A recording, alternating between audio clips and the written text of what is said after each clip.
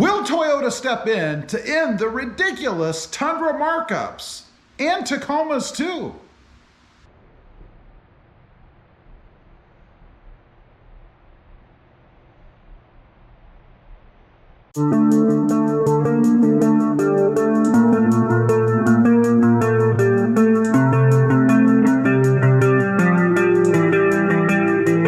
Well, good afternoon, everybody, and welcome back to Rob Motive FST.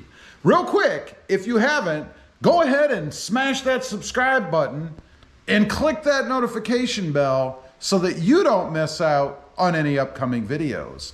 So the big question is, will Toyota step in to end the ridiculous Tundra and Toyota Tacoma markups, the premiums, the market adjustments that you see a lot of dealerships adding to the prices of vehicles? I mean, it's bad enough right now that you have to pay sticker. Remember the old days when you could go in, sit down at the desk with the sales guy, pound out a reduced price, and then have him refer you to the sales manager, and he would come out, and offer you all this extra stuff and reduce the price and come to an agreement? Those days seem to be gone right now. But what's even worse, they're adding markups onto them. Some of them crazy. I've seen $5,000, $10,000.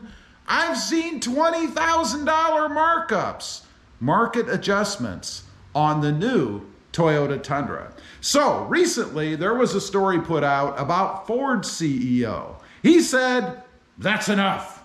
This has to end."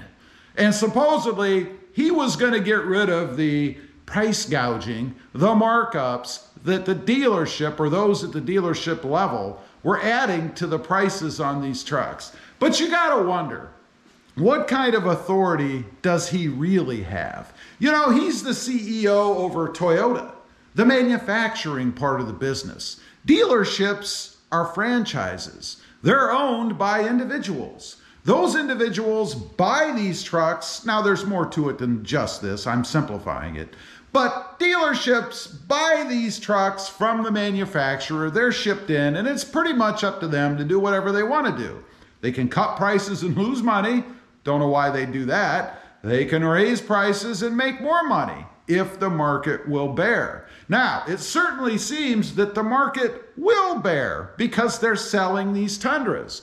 People are buying them at the marked up prices. Although I do think the market is getting a little bit smarter. It seems to me that things are turning now. People are actually ordering these trucks and getting them at sticker. Now, that's still not a great deal in my opinion, because again, you're paying sticker price for them and you're not able to dicker. Now, it's not to say that there aren't some reputable dealers out there that actually will dicker on the price a little bit and give you a good deal. I've heard from people that say that they've done it. So I know it is possible, but it seems by far there are more out there that are interested in gouging pricing on these trucks than there are those that are not. So back to the CEO at Ford.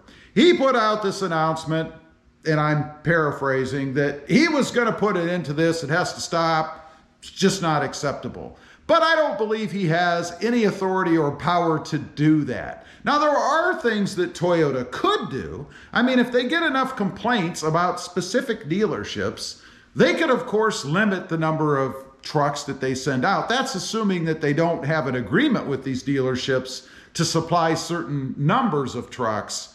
You see, there's a little bit more to it than just him proclaiming something. It doesn't quite work that way. If agreements have been reached and it's in writing, they can't do that. They are legally committed to supply the number of trucks that they said they could, given the conditions that are going on. And that's kind of the out, I think. Right now, kind of a force majeure, if I'm pronouncing that right.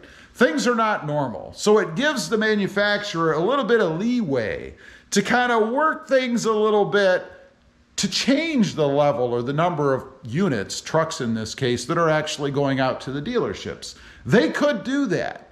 But do they really want to do that? I mean, in the end, Toyota's a business. They're a manufacturing company, right? They're in it to sell trucks.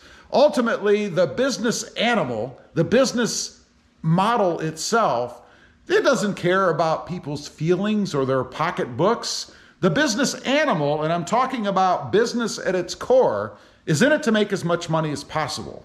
If Toyota could charge $1 million a truck, even though it only costs them, I don't know, $30,000 to produce, they would do it if people bought them. Of course, that's an absurd example. That's not going to happen.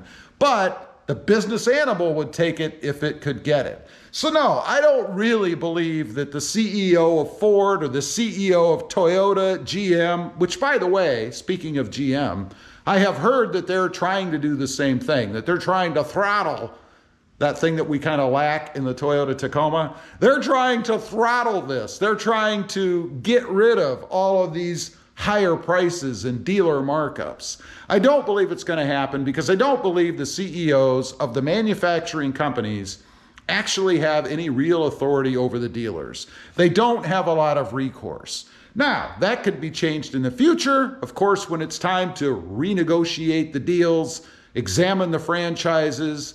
That could be changed in the future, that maybe the dealerships could not add these huge markups and would have to stick to some sort of a reasonable price.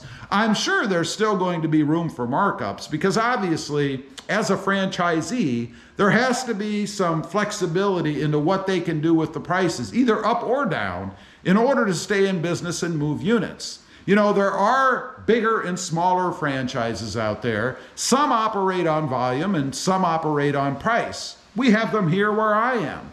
The ones that sell a lot because they get a lot of inventory, they can afford to sell at sticker price or even lower prices. The ones that don't, they have to charge more money or at least closer to sticker in order to survive. It's just simple business. So what do I think about it?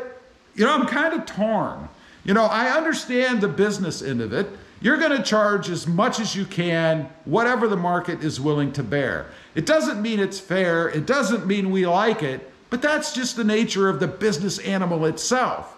The consumer in me, I don't like it. I don't like it at all because I want to pay as little as possible. And if I want one of these shiny new Toyota trucks, the Tundra, the Tacoma, I want to pay as little as possible for it. Now, I also understand that the company needs to make money. If they can't make money, there won't be any Toyotas for me to buy. They're not in it for charitable purposes. It is a business. So we shall see what happens. I think it's just a PR stunt. It's a way for Toyota, the manufacturer, to kind of show us that they care and that they're trying to do something to help us out. In the end, I don't think they can do anything. So will Toyota step in to end the ridiculous Tundra pricing, the Tundra markups? Yeah, I think they will. I think, again, it's a PR stunt. It's something they have to do to show that they care about us, that they're concerned, when in the end, there's really nothing they can do about it. Leave a comment. Let me know what you think about this. Do you believe these highly paid CEOs, the ones who are over the manufacturers, have any authority over the dealership level? I'd be curious to know. Real quick, if you didn't in the beginning, make sure you smash that subscribe button and click that notification bell so that you don't miss out on any upcoming videos. I do have 2 additional channels. Rob Motive, all about my 2021 fairly priced Toyota Tacoma.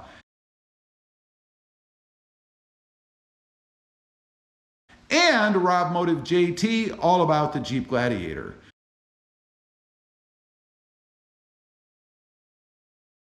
Check them out, and if you're interested, please consider subscribing. Thanks for watching. Stay frugal out there. Bye.